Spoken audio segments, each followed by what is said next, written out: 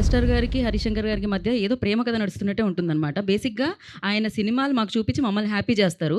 కానీ ఆయన హ్యాపీ ఎప్పుడు మీరు మాట్లాడినా, ఎప్పుడు మీరు కనిపించినా ఆయన చాలా ఆ హ్యాపీనెస్ ఆయన ఫేస్‌లో కనిపిస్తుంటుంది. ఏంటి సార్ ఏం చేస్తున్నారు మీరు? I'm truly blessed. We are also. Yeah! మనం క్వెషన్స్ తీసుకుందాం ఇప్పుడు. స్టార్టింగ్ స్టోరీ రాసినప్పుడు భవధీయుడు భగత్ సింగ్ అని టైటిల్ అనౌన్స్ చేసిరు. అవును. ఆఫ్టర్ ఉస్తాద్ భగత్ సింగ్ అని టైటిల్ చేంజ్ చేయడానికి main reason or whatever story ఏమైనా చేంజ్ చేసిరు? మన సినిమాలో డైలాగ్ లాగా మీరే మీ ఎక్స్పెక్టేషన్సే.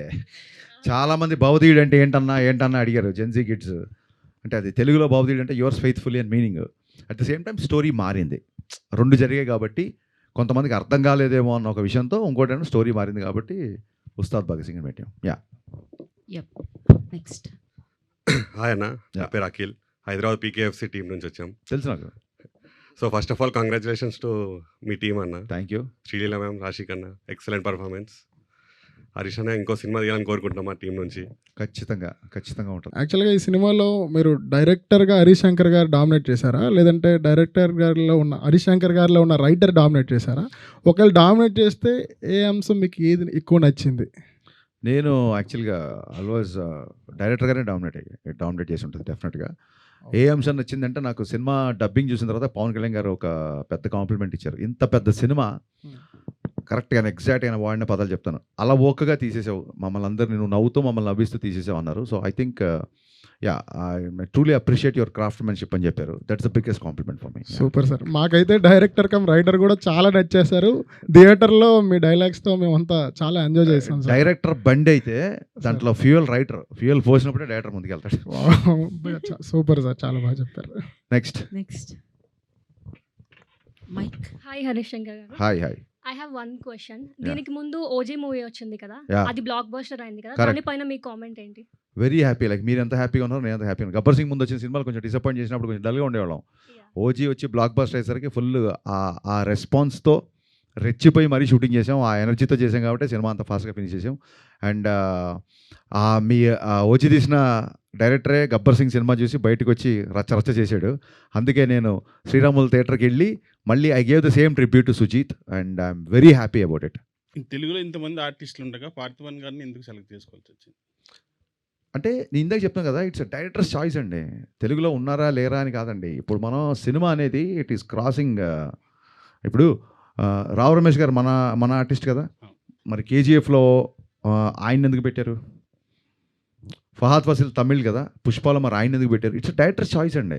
అండ్ వీఆర్ మనందరం ఇండియన్ సినిమా మొత్తం ప్రపంచం అంతా తెలుగు సినిమాని చూస్తున్నప్పుడు మనం ఇంకా Telugu, Tamil, Kannada, Malayalam, I think we should break this language barriers, and every director has a freedom to work with whomever he wants. At the same time, having said that, కొత్తగా ఉండాలి.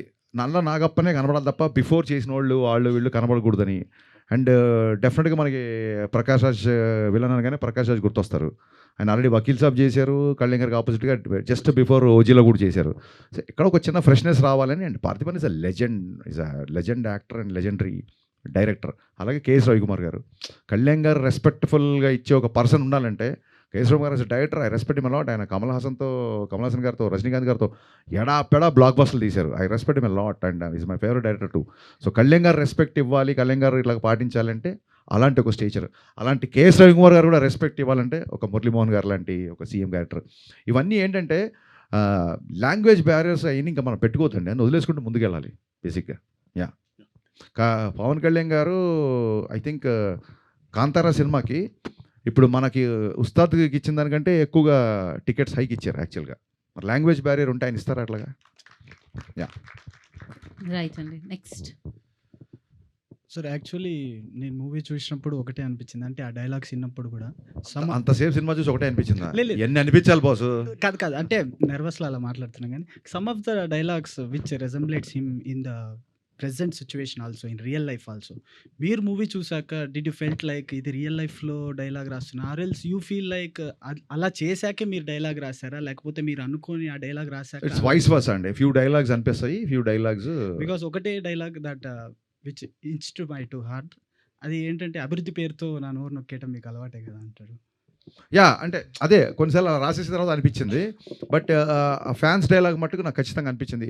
ప్రతిసారి ఫ్యాన్స్ హీరోకి ఎలివేషన్ ఇస్తున్నారు, ఈసారి మనందరి ఫేవరెట్ హీరో పవన్ కళ్యాణ్ గారితో ఫ్యాన్స్కి elevation ఇప్పిద్దామని. ఎంతమంది ఉంటారో తెలుసా, లెక్క పెట్టడానికి జన్మ సరిపోదు, లేపడం సంగతి తర్వాత. అది మీ అందరి ఇన్స్పిరేషన్తో వచ్చిన dialogue. Thank you sir. Hi sir, Pavan. ఈ పేరు కూడా పవనేనా? Sir biggest fan Varun Tej గారికి. మళ్ళీ గద్దలకొండ గణేష్ లాంటి కంబ్యాక్ వరుణ్ తేజ్ గారితో ఏమైనా ప్లాన్ ఉందా? ఉంది. ఎప్పుడు వస్తుంది? వెయిటింగ్, ఈగర్గా వెయిట్ చేస్తున్నాం as a true Varun Tej గారి ఫ్యాన్ లాగా. డెఫినెట్గా ఎప్పుడు వస్తుందో ఫస్ట్ అప్డేట్ నీతోనే స్టార్ట్ చేస్తాను. Thank you sir. అమ్ము గారికి, your biggest weakness as an actress and what you have done to overcome it? I think being sensitive towards things, because konisalu whether while performing or scene, I tend to take it back Bobby. home. So it's a strength and a weakness, I feel. This is Shivateja, Shivateja, డైహెడ్ Raviteja fan. Okay.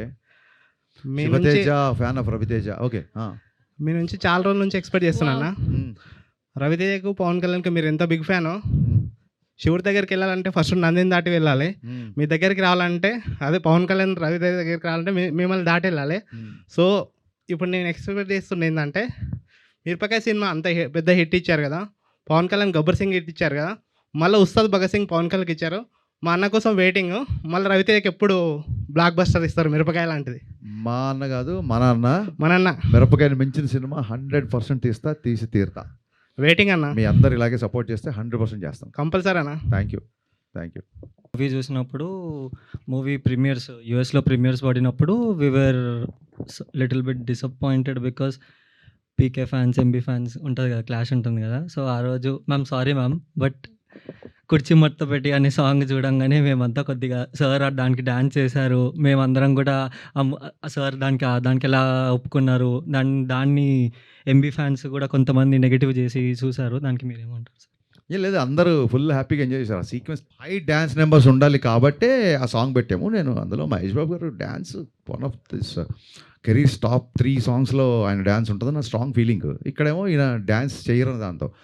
యాక్చువల్గా పవన్ కళ్యాణ్ గారి fans అందరూ కళ్యాణ్ గారు తీసుకున్న అంత పెద్ద decision, అంత పెద్ద అసలు ఏమాత్రం మీకు గుర్తుందో లేదో, కళ్యాణ్ గారు చాలా స్పోర్టివ్గా మిగతా అందరు హీరోల సక్సెస్ని నేను అప్రిషియేట్ చేసి మాట్లాడిన రోజులు ఉన్నాయి. సో ఇట్స్ డ్యాన్స్ నెంబర్ కాబట్టి తీసుకున్నాం అంతే. శ్రీలీల మ్యామ్, మీకు ఎలా అనిపించింది కుర్చీ మడత పెట్టి సాంగ్ మూవీలో ఉన్నప్పుడు? మన సాంగ్ ఇప్పుడు కళ్యాణ్ గారు చేస్తున్నారంటే దానికన్నా ఇంకేమనిపిస్తుంది అండి, obviously lots of Joy and lovely. అంటే ఇట్స్ ఆల్ కొలాబరేటివ్ అండి. మనం ఫిల్మ్ ఇండస్ట్రీ ఒకటిలా చూస్తున్నాం ఇప్పుడు. సో బౌండరీస్ అన్నీ వెళ్ళిపోయాయి. I'm very very happy. So మీకు లాస్ట్ క్వశ్చన్, మీరు హాస్పిటల్లో పీకే సార్తో ఉన్న సీన్లో యువర్ టూ ఎమోషనల్. ఆ సీన్స్ ఏమన్నా దాని గురించి చెప్పగలుగుతారా? లైక్ ఎలా అనిపించింది మీకు? ఆ పాయింట్‌లో నాకు ముందు కూడా చెప్పానండి. ఐ థింక్ ఈ సినిమాలో నాకు కాన్షియస్‌గా ఎప్పుడు నరేషన్ ఒకసారి అయిపోయిన తర్వాత సీన్ పేపర్‌లు ఇవ్వలేదు. We did it on spot. ఎందుకని అడిగితే ఈసారి you should just react to it. So ఆ పాయింట్‌లో నాకు ఫస్ట్ టైం తెలిసింది ఆ సీన్ గురించి. So that was just my natural reaction. And నేను అక్కడే కాదు, తర్వాత డబ్బింగ్‌లో చూసినప్పుడు నాకు అలాగే అనిపించింది. ఆ సీన్ గురించి అనుకున్న ప్రతిసారి కూడా నాకు అలాగే అనిపిస్తది.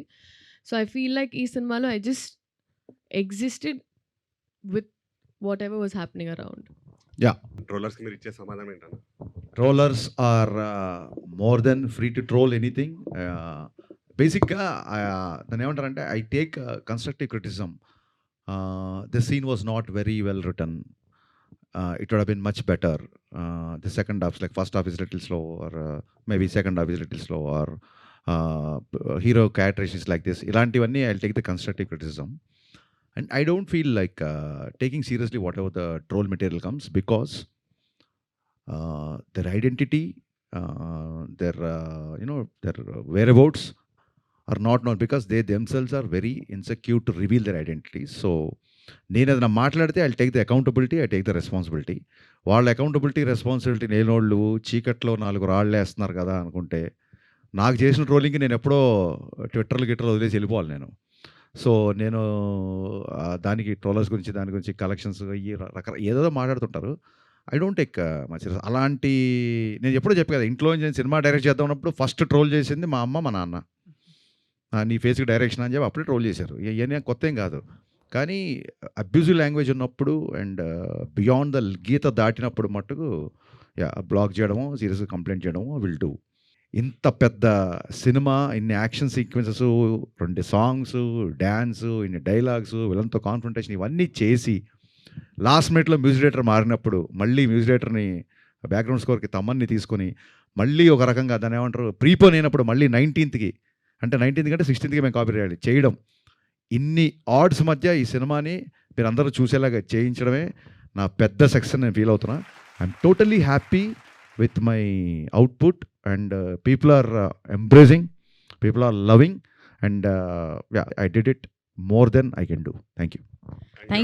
Thank you fans, thank you so much for your valuable time and valuable questions. Thank you so much, and thank you so much Harishankar గారు ఫర్ ఉస్తాద్ భగత్ సింగ్. నిజంగానే సెలబ్రేట్ చేసుకుంటున్నాం పిఎస్పీకే ఫ్యాన్స్గా, సినిమా అభిమానుల. సో డెఫినెట్గా సినిమా అందరూ చూసారు, మళ్ళీ వెళ్ళి చూడండి. డెఫినెట్గా దాంట్లో ఉన్న ఆ ఫీల్, లైక్ ఆ డైలాగ్స్ కానీ, ఆ డాన్స్ కానీ, ఆ వింటేజ్ లుక్ కానీ అన్నిటిని మనం సెలబ్రేట్ చేసుకుందాం.